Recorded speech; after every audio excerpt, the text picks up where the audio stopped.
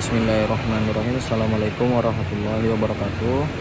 Halo semuanya, perkenalkan nama saya Audrey Ikhwan Farid Wijaya dengan NIM 220901099 dari Prodi Sosiologi Universitas Sumatera Utara.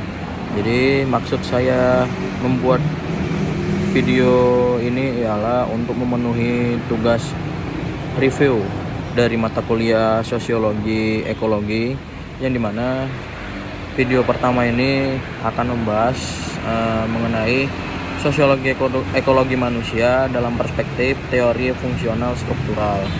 Jadi langsung saja, yang pertama yaitu apa sih ekologi manusia?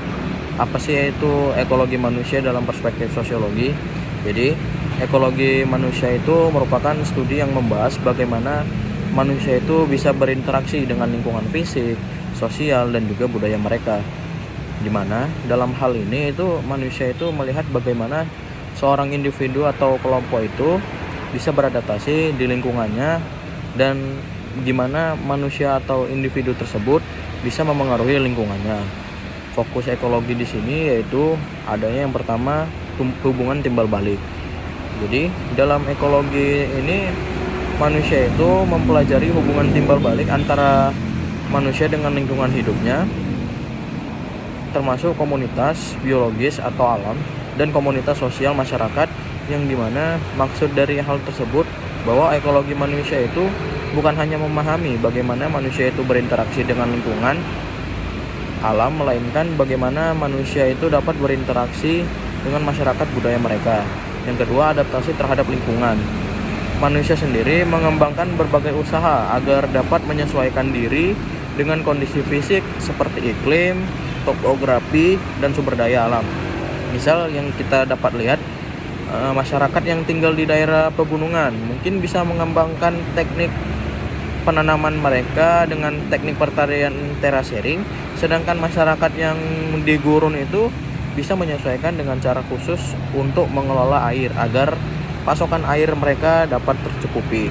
Yang ketiga, ada keseimbangan dan ketidakseimbangan, di mana dalam hal ekologi manusia ini penting kiranya kita memahami itu bagaimana sih keseimbangan antara adaptasi manusia dan juga lingkungan itu dapat terganggu. Misal nih, kayak eksploitasi sumber daya alam yang berlebihan, di mana bisa menyebabkan pastinya kerusakan lingkungan, di mana pada akhirnya mempengaruhi kualitas hidup manusia itu sendiri.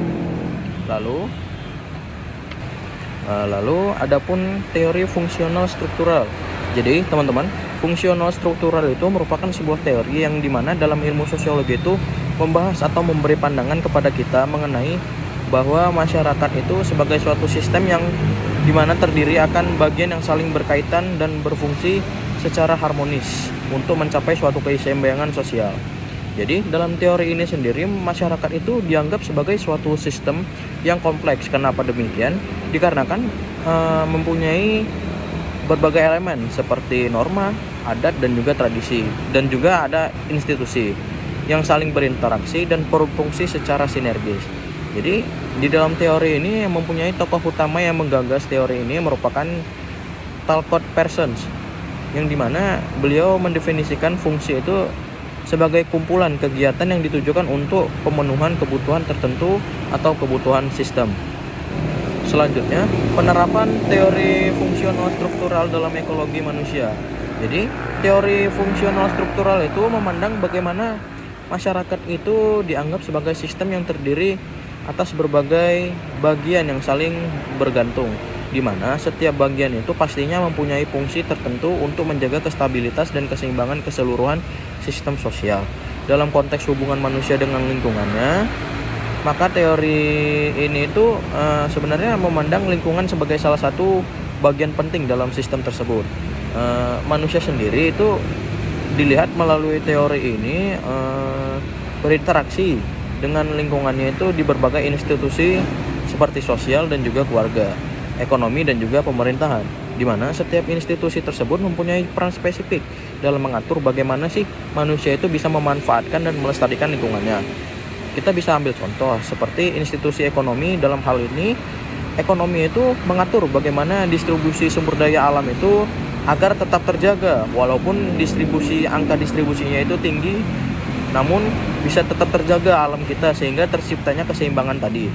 Lalu dalam institusi hukum bisalah kita membuat aturan bagaimana pemanfaatan suatu sumber daya alam agar tetap terjaga dan bisa dibilang keberlanjutan, sehingga tidak adanya yang namanya krisis sumber daya alam. Nah, dalam cakupan yang lebih luas ini, teori ini itu sebenarnya melihat bahwa harmoni antara manusia dengan lingkungannya itu penting untuk keberlanjutan sistem sosial. Tiap-tiap perubahan yang signifikan pada lingkungan bisa itu perubahan iklim, bencana alam, atau juga polusi bisa mempengaruhi keseimbangan dan juga stabilitas masyarakat. Sekian dari saya. Assalamualaikum warahmatullahi wabarakatuh.